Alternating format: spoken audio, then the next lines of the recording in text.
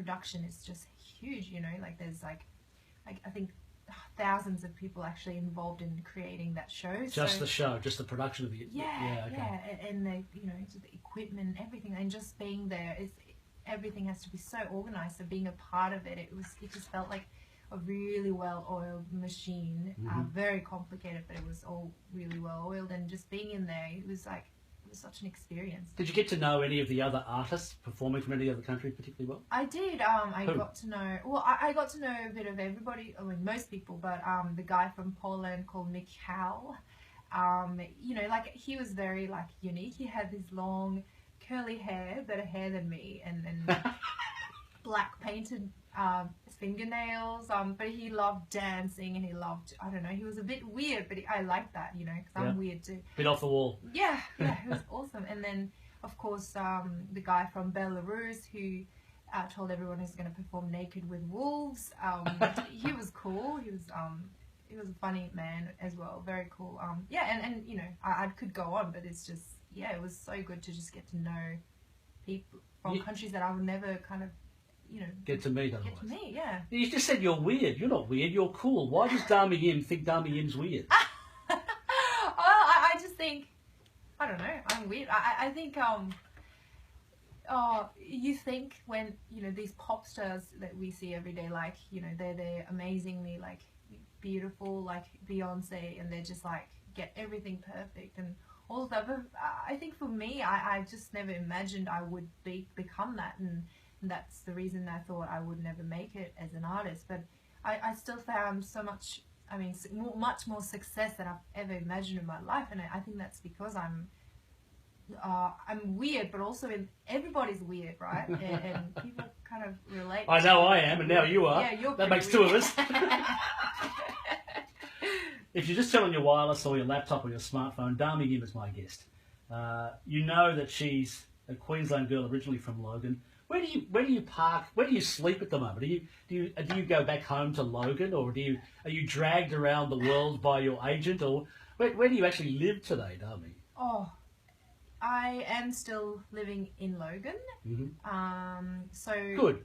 Yeah, but only when I come home. So I've been home. I came home yesterday from Sydney, and then this morning actually I had the big welcome home celebration in Logan with kids from my high school that I used to go to, and you know, other citizens of Logan, which was lovely, and just great being back home. What did the gang from school ask you about? What did they want to talk to you about? Oh, I guess they just told me, you know, what advice can you give us, and I just said, you know, like when I was at school, I was this quiet pianist. I accompanied the choir, I played piano, I was in the orchestra, all of that, but I never had the courage to come and sing. And you know, I mean, I don't think I was that great at that time, to be honest, but I just told them, you know, just be brave and don't be afraid to step out of your comfort zone, because you just never know how far it can take you. And yeah, I really meant that for the kids. Yeah, you don't have to be a good singer to be successful in music, do you? Look at Bob Dylan. Or look at Peter Garrett. Well, they're special. They're very special. So, do you feel relaxed back in Logan? Is it a place where you psychologically relax? Because you travel around the world. You do media appearances and signings. You go to stores. You go to events. You know, and you're constantly, in a sense, you're always having to be Dami Yim the package. But where does Dami Yim the woman go when she's not being watched, interviewed? Well, when I'm, you know, home in Logan, I like to, I guess, spend as much time as I can with my husband, with my brother, and my friends, I guess, that, you know, that I've known for years, and just really low key, just go to their houses, have a meal, have like coffee. You know, I go grocery shopping like everybody else. Does anyone say, "Hey, I just saw Dami Yim in Coles"? No way, no, you didn't. You know, like I go like without any makeup and like really bad clothes, and then like people, not many people recognize, which is good. I don't want them to, but sometimes they ask me for a photo. I'm like, are you sure? Because I don't look like Dami at the moment. My guest is Dami Yim. We're streaming live on our Facebook page, the interview with Dami, so you can go to the 612 ABC Brisbane Facebook page. and actually see the interview with Dami if you like. Really? They can see me? Yeah, but you look perfect, woman. Okay. You look ridiculously perfect. Yeah, I better start I know somebody would like to know, do you design your own outfits, or do you have a designer? Because you always look smashing on stage. And you've got a fabulous outfit on now. Is this yours or someone else's? I work with an amazing stylist. Her name's Heather Cairns. We've been working together since X Factor, and we just really got along so well. You know, she really had a great sense of fashion and style. So yeah, we normally talk about what I want, and then she'd tell me what she thinks and whether that's possible, how we can make it work. And then sometimes, you know, she gets someone to make the clothes, or sometimes we find like Australian designers. So like for Eurovision, we approached Stephen Khalil, who's one of the most, you know, well-known Australian couture designers, and he designed it, and we all do it together, basically. Okay. My guest is Dami Im. Does your husband ever feel he has to compete with your fame? I know some husbands and wives do that, and I feel like if it was the other way, I would feel jealous. But my husband, he's really an amazing man, and it's, you know, I really mean that, because you know, as I said, if it was the other way, I would feel threatened. But he's always just so supportive. He just wants the best for me. He's happy. He has this amazing career of his own as a community social worker. He's, you know, built his career, but he's happy to give that up and help me with mine. And I just don't have any words to say. He's just so amazing. I'm so lucky. What do you do to relax? To relax, you still play piano? I do. I play piano at home. I play whatever I want to play. Just make things up.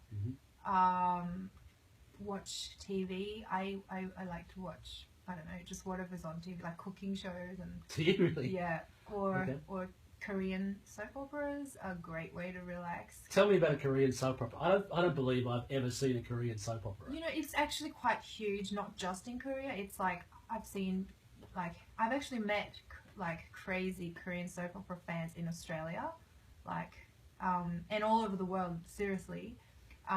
They're usually, I don't know, every one of them are different, but they can be quite dramatic, and sometimes, like, when I watch that, normally they're about romances, so it just like takes my mind off everything.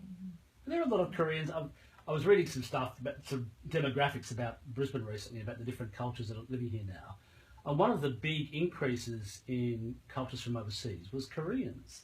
Oh. Was there a reason why Koreans came to Australia in particular? It was news to me.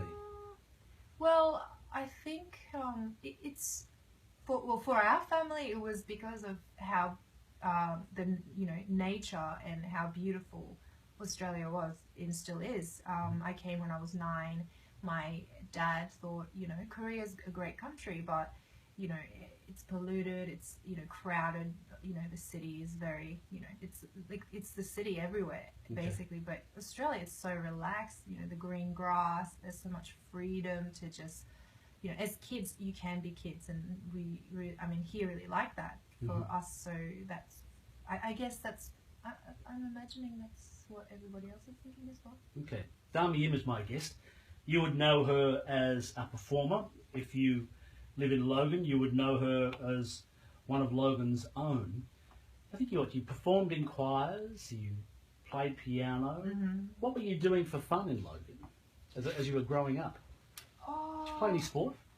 I played tennis, actually. I mean, I'm not very sporty. I'm pretty uncoordinated, but I did sports, tennis, swimming, play squash. What else? We go to the Hyperdome. Do you really? Go shopping. You are Australian, woman. Yeah, we have Macca's and shop at Super 8. Like, that was me when I was growing up. When you went to the Logan Hyperdome, you're wandering through with Mum and Dad, you're a young woman. Did you ever wonder what you wanted to be when you grew up? What were your childhood dreams, is what I'm asking you? I always assumed I would become a classical pianist, a concert pianist, who's famous all over the world as a concert pianist. But it was only because that was what I was good at, and you know, I started at a young age, and I came to Australia. I couldn't speak English, but I could play the piano, and my friends and teachers, they started to kind of like go, oh, hang on a second, she's actually good at something. I thought she couldn't speak. So I guess I'm assuming they probably thought I was really dumb because I can't say anything. And I play piano, so I kind of stuck with it, and then I started winning lots of, you know, Eisteddfods, community Eisteddfods in Brisbane, and then bigger competitions, so I just assumed that was my path. But inside, I really wanted to sing and to be a pop singer, and I started to listen to Spice Girls and, you know, Kylie Minogue and Mariah Carey, and it just became, you know, a dream. So you've done it. You've achieved your life's dream or your childhood dream. Yeah, somehow it happened. But isn't that fact? And there's not many people can say that they've achieved their childhood dream. I feel like I've achieved more than what I ever dreamed of. So wow. Yeah. Wow. Now your mum's an opera singer, isn't she? Yeah. Yeah. Is she one of those tiger mums? You know, often hear about some of the Asian tiger mums that yes. you know, drive their children. I know some of them. Thankfully, mum wasn't one of them. Okay. She actually never told me to sing, or she really didn't really care. It seemed to me she didn't care about my singing. Mm-hmm.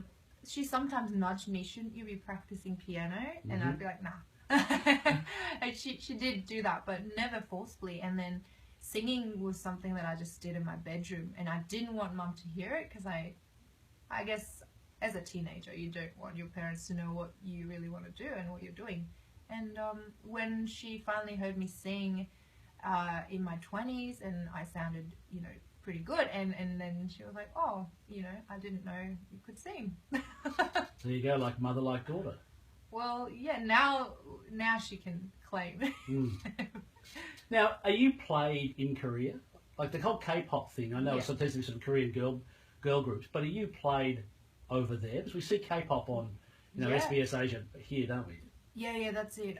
K-pop is huge around the world, but obviously I'm not a K-pop artist. No. I'm an Australian artist who has a Korean background, but yeah, I do hear, when I visited Korea to, you know, see my family and friends and relatives, I kept hearing my song at cafes and on the streets. They were being played. I mean, like they listen to mostly K-pop and Korean music, but when they listen to pop songs, they definitely choose to listen to me. So yeah, I'm very, very proud of that.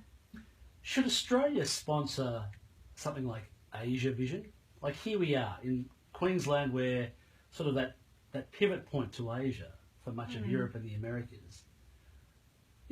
Someone raised an idea that we actually have an Asia Vision contest where Australia sponsors an event for the Asian region, like what you did in Eurovision, but do one here.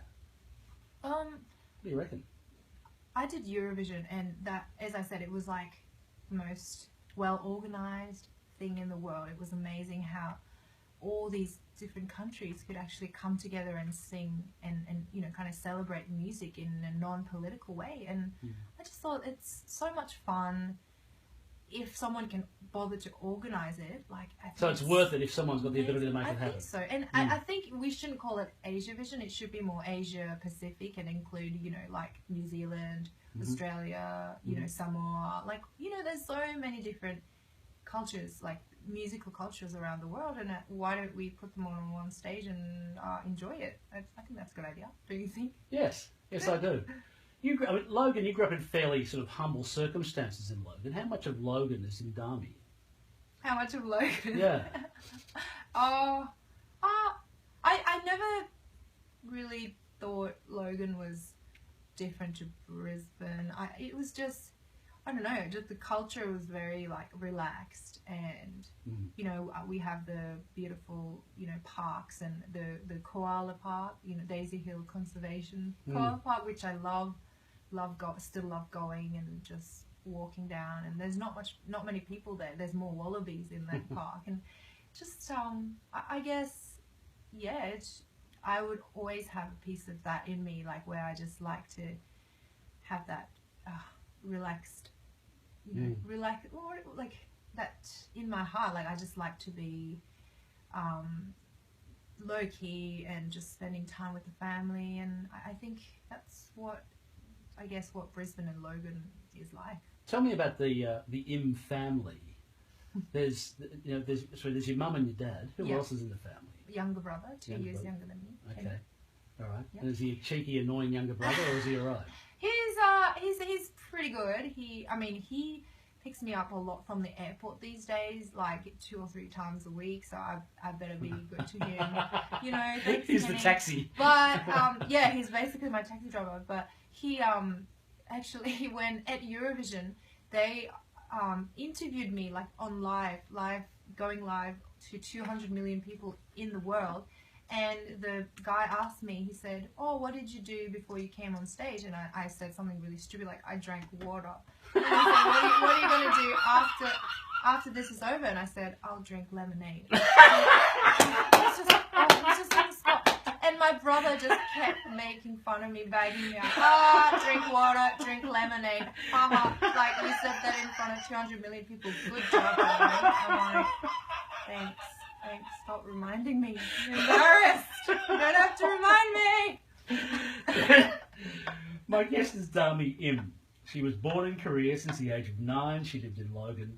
And as you know, her career has been spoken of, admired, and seen around the world. When she's performed, been heard on radio stations, and more. Who was the first radio station to play your song? Do you know?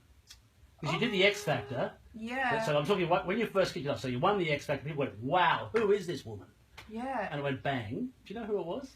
It sort of happened all at the same time. Okay, yeah. It just, yeah. Like, I went in and did X Factor for like 12 weeks, and then I was in this bubble, and then I came out, and my song was being played everywhere. Yeah. I think it was not long after that I saw you at a shopping centre signing autographs or what Yeah. have you. No, but you sort of get dragged around from shopping centre to shopping centre, don't you? I did. Yeah. What was that like? That was really hard for me. Like, now I can say that because it's over like 3 years ago now, and now I have a bit more control over what I want to do. But at the time, I had no idea what I had to do as this pop person, pop star, whatever. Mm-hmm. And I was doing so much, you know, shopping centre appearances, photo shoots for magazines, interview after interview. I think the day after my win on X Factor, I actually did over 80 interviews, 80 separate interviews, and talking about the exact same thing. I'm so that sorry. Really I'm so killed sorry. my soul. Oh. But now I'm good. I'm back. I'm a normal person. See, this is every radio announcer's fear. Now, you want to ask a question that's the killer question, that's the really important, interesting Yes. one.